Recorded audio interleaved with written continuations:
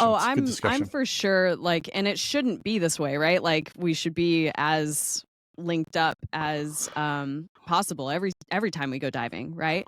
But what I noticed in my, and I talked about this in one of my videos, because I have so much experience solo diving, like that's what I've been doing for a lot of the last few years because I just drive my van and dive in random places. So it's like I'm alone. Like that's just the reality of it. Uh, my chip is very different because when I'm with a student, I'm like, okay, I'm here, I'm taking care of you. Like this is the deal.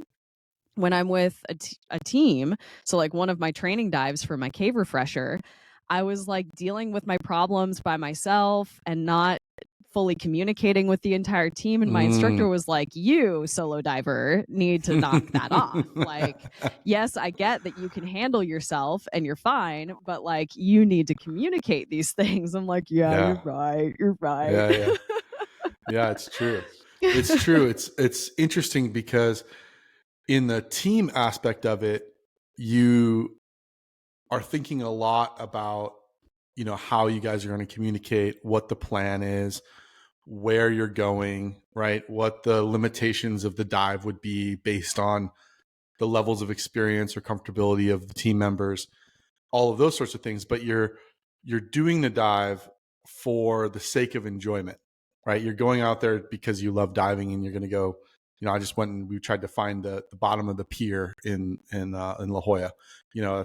We didn't find it, but we went looking for it, which was fun.